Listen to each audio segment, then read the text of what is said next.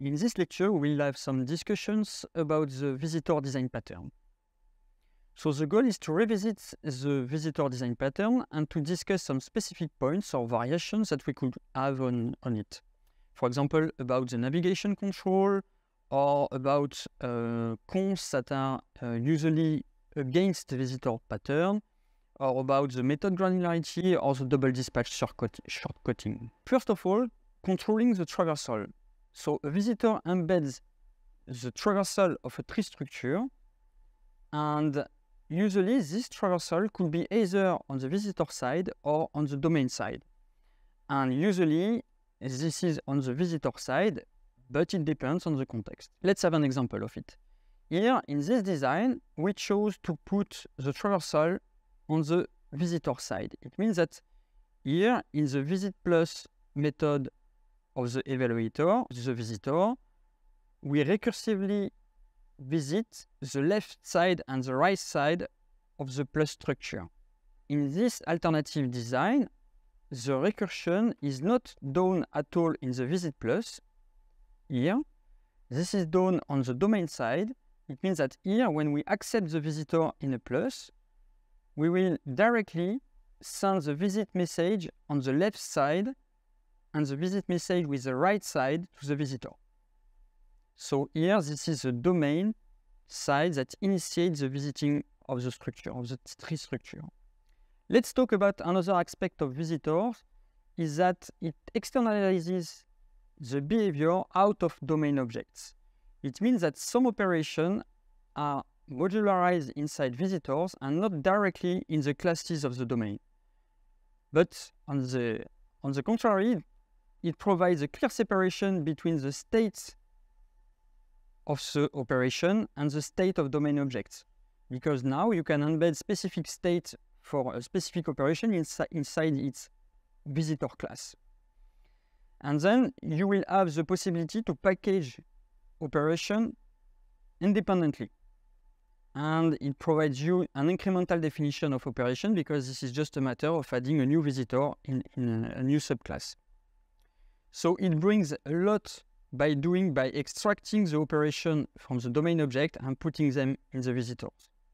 Now let's talk about another variation point. When we are using a language that supports class extension like Pharo, it means that we can directly introduce new methods inside existing classes, and those new methods could belong to another package on the class in which we define these new methods.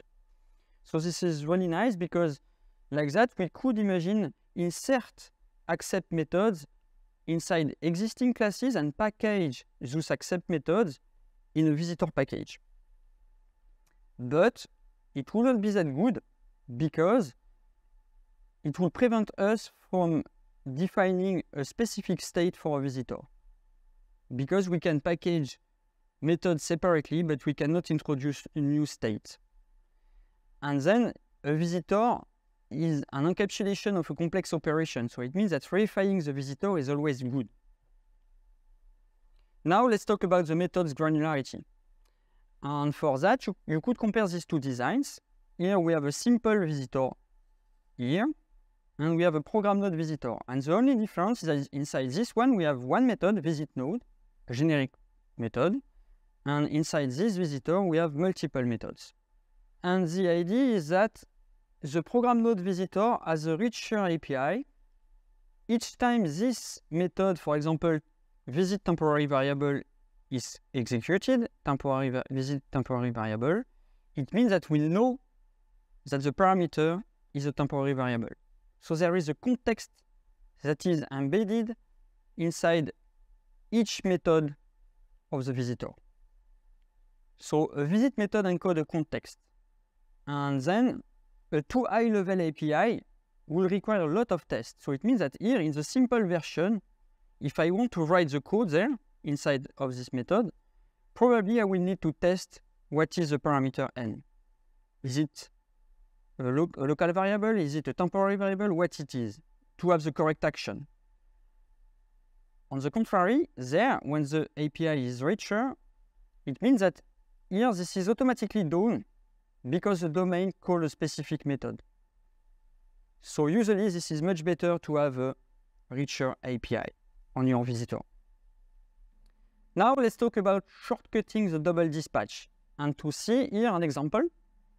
So I have a visit method in the visitor RB program node visitor.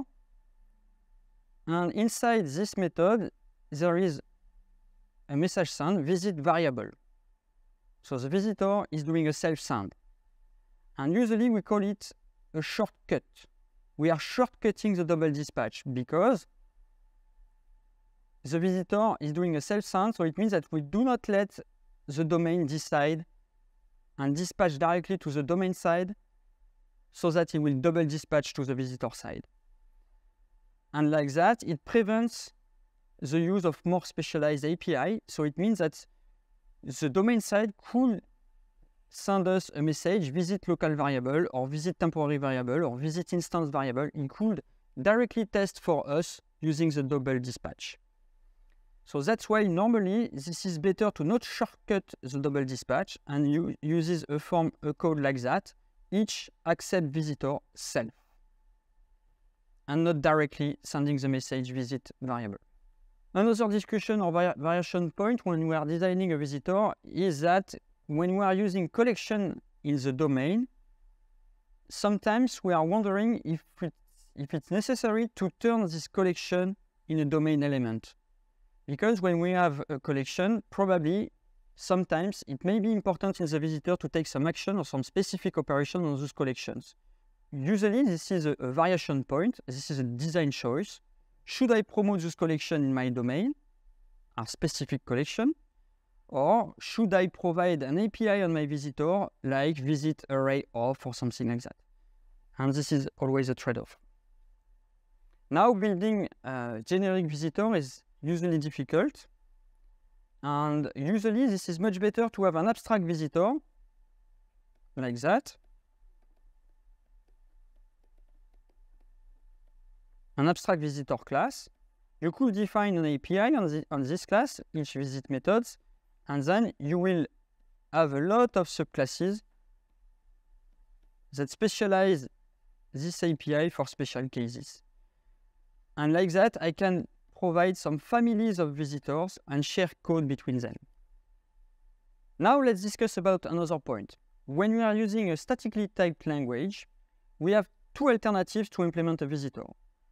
The first one could be to have one method, visit, and this is the same one with different parameter types, number, plus, and times.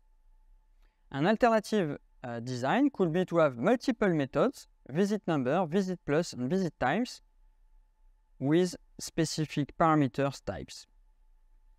And the first case, here, this is the first case, it is called overloading, because we are using the same method with different parameter types. And usually this is not the right way to design a visitor, because you will have to cast your objects explicitly everywhere in your code. And you might execute the wrong method. And for that, to understand what is this point, I encourage you to see the lecture about overload vs overriding. As a conclusion, visitor is a very nice design pattern, but it could be tricky to master. And usually it helps a lot if you use carefully the accept and visit vocabulary. Visitor is powerful for complex structure operation, as we saw. We can modularize operation outside of domain objects. And it provides a kind of pluggable recursive treatment of a composite structure.